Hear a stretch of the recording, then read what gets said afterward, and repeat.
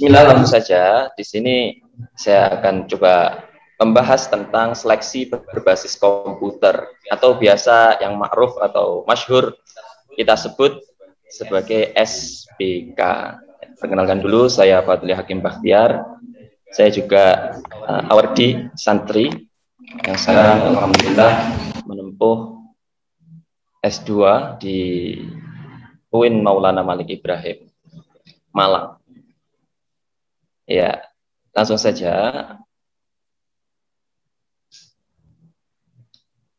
Pada SBK sendiri, kita akan dihadapkan atau berhadapan mengerjakan yang pertama ada TPA atau tes kompetensi akademik.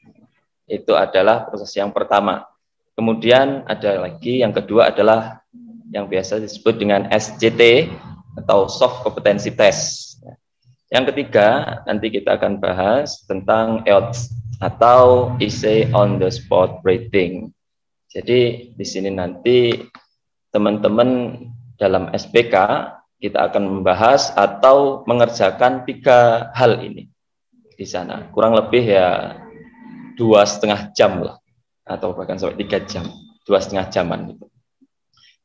Nah, yang pertama kita bahas TPA. Di TPA sendiri, pada TPA kita akan membahas tentang soal-soal verbal. Jadi di sini nanti kita akan dibahas tentang adanya sinonim, antonim, analogi kata, juga penalaran logis tentang kata-kata yang ada. Dalam TPA yang ini jumlah soal berjumlah 30 kisarannya. Dan itu sebenarnya tidak ada patokan pasti ya dari LPDP sendiri. Bisa jadi lebih, akan tetapi menurut informasi yang didapat bahwasanya biasanya kurang lebih itu sekitar 30 soal dan merupakan multiple choice, yaitu A, B, C, D, E. Ya, coba kita masuk pada contoh yang di bawah ini. Yang pertama, kita membahas tentang sinonim nanti. Misal ini. Sinonim dari kata boga. Sinonim dari kata boga. Di sini kira-kira jawabannya apa ya? Kalau kita membicarakan tentang boga, biasanya kan kita membahas tentang tata boga. Ya kan? Berarti kalau kita jawab pakaian, saya rasa bukan tata boga ya, akan tetapi tata busana mungkin. Yang perlu kita jawab berarti harusnya adalah B, yaitu membahas tentang makanan. Ya, itu saya tandai ya. Jawabannya adalah makanan. Kurang lebih seperti itulah nanti soal-soalnya tentang sinonim. Itu mungkin masih gampang ya. Seumpama kita nalar itu masih bisa, masih gampang. Kemudian contoh yang kedua, ambiguitas. Omonganmu ojo ambigu. Nah, kalau bahasa Malangnya seperti itu. Kamu bicara jangan ambigu, tolong diperjelas. Nah, berarti kira-kira ambigu itu apa sih artinya? Sinonimnya, persamaannya berarti adalah ketidakjelasan. Apakah pengertian, apakah penyimpangan? Ambigu penyimpangan. Saya kira kurang. Terus ketidakjelasan. Ya agak bisa jadi ya ambigu. Gak tak jelas. Nah, gitu. Tidak terlalu jelas. Tapi kelihatannya lebih tepat lagi kebingungan, ambigu. Antara satu dengan yang satunya ada sedikit kemiripan tapi tidak sama. Nah, ini di situ ada kebingungan, keambiguan. Jadi di sini bisa kita jawab tentang kebingungan, yaitu ambiguitas. Mungkin juga bisa ya kita nalar. Dan pengetahuannya juga mungkin ya sering kita dengar saja. Kalau tata boga, ambiguitas itu masih sering kita dengar dan kita pakai mungkin. Tapi kalau selanjutnya ini coba yang terakhir, yaitu agitasi. Kira-kira apa ini jawabannya agitasi? Nah, hasutan. Saya nggak bisa dengar, coba biar ada feedback gitu loh. Nah, biar ada feedback juga.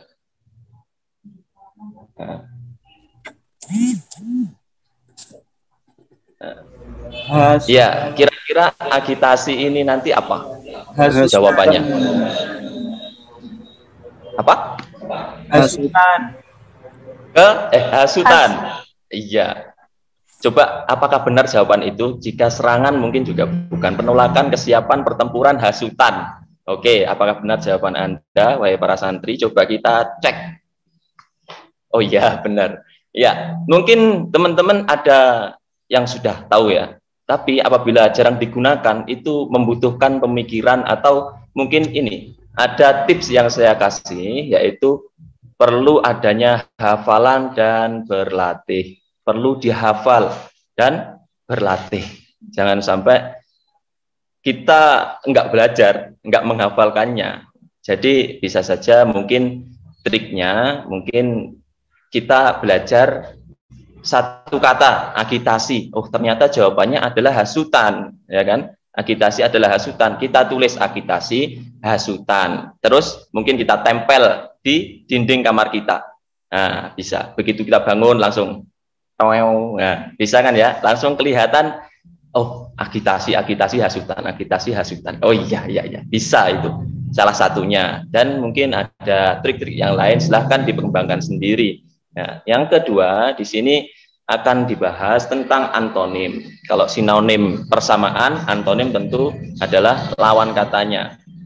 Coba kita masuk pada contoh yang mungkin gampang lagi ya. Rapuh. Rapuh apa sih rapuh itu? Hatiku rapuh, nah, bisa ya, ada itu. Nah, hatiku rapuh. Kebalikan dari kata rapuh itu apa sebenarnya? Pohonnya sudah rapuh, jangan dinaiki, juga bisa, ya kan? Berarti kebalikan atau antonim dari rapuh sendiri adalah tegang. Bukan, tentunya ya, bukan tegang. Kalau tegang apa ya kelihatannya? Kebalikannya. Santuy ya, iya bisa santuy. Jangan tegang, santuy saja, santai bisa. Kemudian B, mungkin teguh. Rapuh kebalikannya adalah teguh. Mungkin apa enggak? Saya rasa ya mungkin. Ya memang jawabannya ini kelihatannya. Mungkin. Insya Allah. Nah, insya Allah. Coba kita cek aja langsung ya. Jawabannya rapuh itu apa sih? Oh iya, bener saya ya berarti ya. Ya memang yang buat saya ini ya. Ya. Bismillah, selanjutnya mungkin kalau rapuh ya insya Allah sudah bisa ya. Tapi kalau yang seperti tadi mungkin agak sulit. Nomaden. Sebenarnya apa sih nomaden itu? Menetap. Nah, kira-kira jawabannya apa? Kalau nomaden? Berpindah-pindah, menetap. Nggak bisa dengar ya, gue. Ini antonim kan? Antonimnya berarti menetap. Oh, antonim. Survival, bertahan, vegetarian. Nomaden. Nomaden adalah, coba kita cek langsung. Iya, jawabannya adalah B, menetap. Iya, benar. Berarti nomaden sendiri antonimnya apa? Menetap. Berarti nomaden itu adalah berarti berpindah-pindah. Kalau menetap sendiri biasanya bisa kita sebut domisili kelihatannya. Berdomisili, bertempat tinggal tetap. Kelihatannya seperti itu. Nah, insya Allah seperti itu ya. Berdomisili, bertempat tinggal tetap. Kalau nomaden itu berpindah-pindah. Maka antonim daripada nomaden, bertempat tinggal tetap, berpindah-pindah itu adalah menetap atau domisili mungkin kalau ada pilihannya nanti. Kemudian membahas tentang analogi. Ya ini mungkin sudah biasa ya soal-soal seperti ini. Apalagi teman-teman sekalian yang sudah pernah mengikuti PNS, nah, itu ya tes PNS itu kan ada juga soal-soal semacam ini. Kalau apalagi teman-teman yang sering kali ikut dan tereliminasi ya, maaf ya ini mungkin tereliminasi sudah sangat biasa dan sudah sangat familiar dengan soal-soal yang seperti ini. Nah, coba analogi di sini, murid, buku, perpustakaan. Nah, kita analogikan kira-kira kenapa ini murid kok ada buku, kok ada perpustakaan.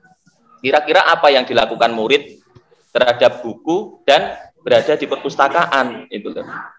Ya kan? Berarti bisa kita analogikan bahwa murid karena ke perpustakaan adalah meminjam buku, ya kan? Meminjam buku, murid meminjam buku di perpustakaan. Seperti itu. Kalau kita cocokkan analogi dengan A, mungkin yang C. Kendaraan, mobil, bajai. Yang C. Rasa kurang tepat ya. Kendaraan, salah satu kendaraan adalah mobil. Mobil, salah satu dari mobil itu adalah bajai. Bajai masuk pada mobil, mobil termasuk kendaraan. Kurang ya. Coba yang B. Nasabah uang bank. Nasabah uang bank. Berapa? Coba. Apa hubungannya nasabah ke bank itu loh?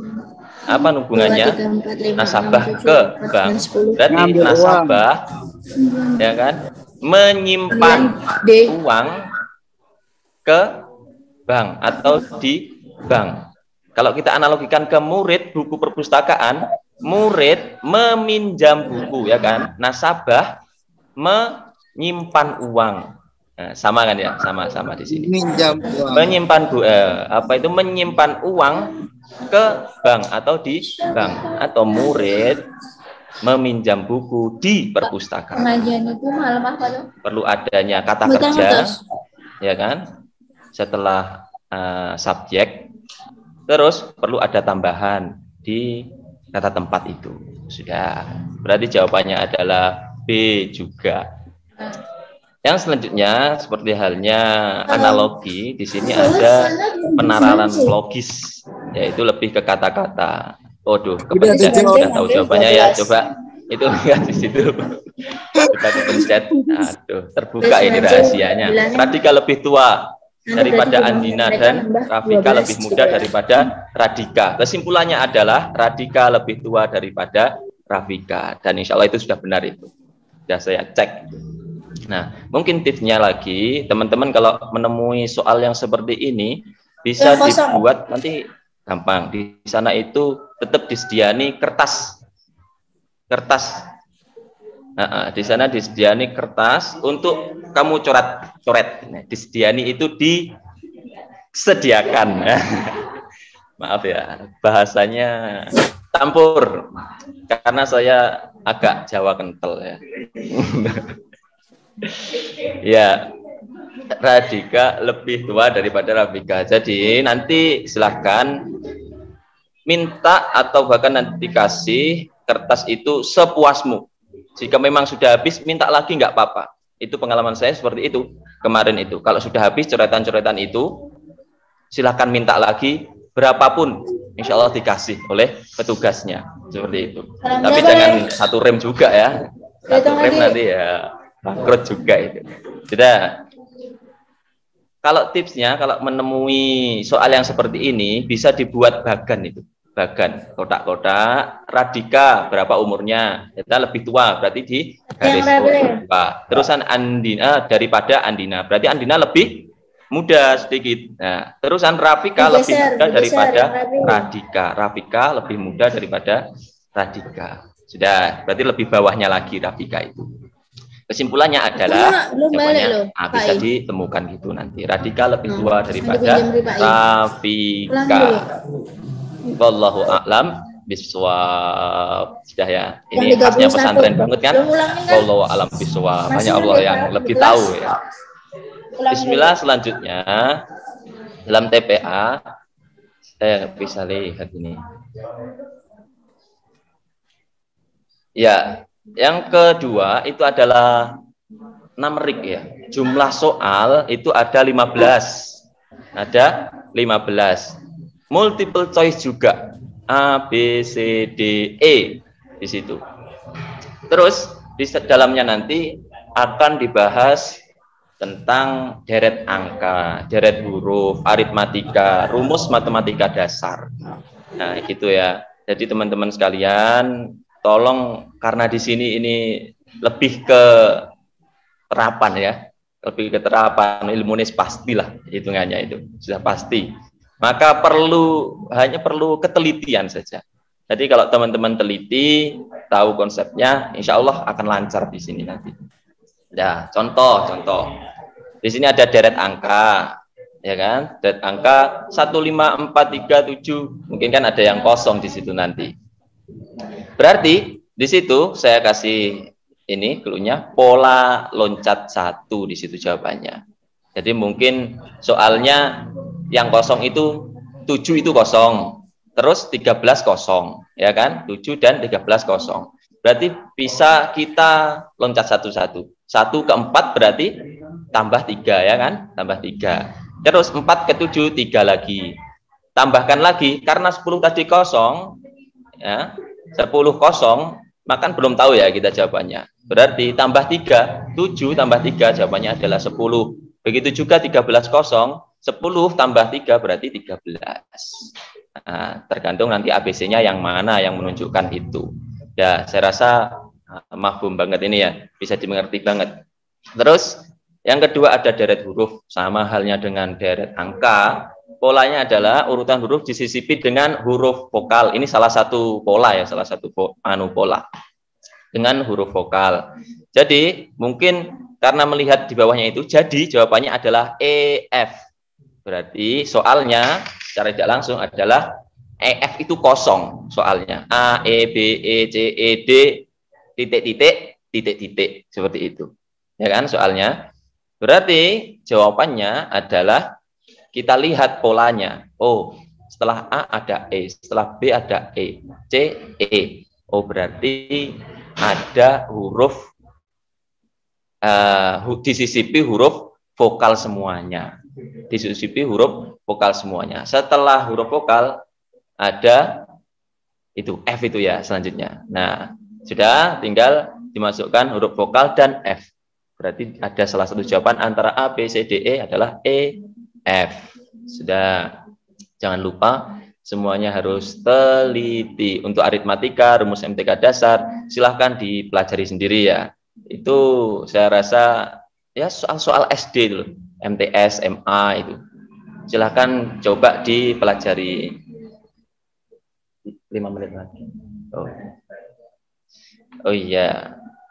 Ya, dapat info 5 menit lagi. Waduh, ya saya lebih cepat lagi ya. Penalaran sekarang. Yaitu jumlahnya 15 juga, logika soal cerita, gunakan imajinasi dan pengetahuan. Ini logika, manakah kata berikut yang tidak termasuk kelompoknya?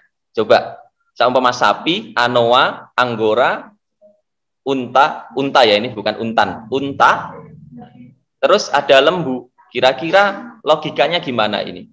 Ada sapi, anoa, anggora, unta, lembu. Yang tidak termasuk berarti yang mana? Kalau sapi itu kan sama dengan anoa juga mirip ya. Tahu anoa enggak sih? Tahu ya? Tahu ya? Terus anggora. Kalau anggora kan biasanya sudah makruf sekali ya. Diketahui banget. Anggora itu adalah jenis kucing. Kucing anggora ya kan ada itu. Terus unta. Unta kan juga ya semacam sapi juga. Lembu juga semacam sapi. Jadi jawabannya di sini sudah jelas adalah anggora. Bagi teman-teman kira-kira kalau mempertanyakan anoa itu seperti apa, inilah anoa teman-teman. Nah, saya rasa ada sebagian yang belum tahu anoa itu apa sih. Nah, inilah anoa, gambarnya seperti ini. Ini adalah hewan khas Sumatera, insya Allah seperti itu.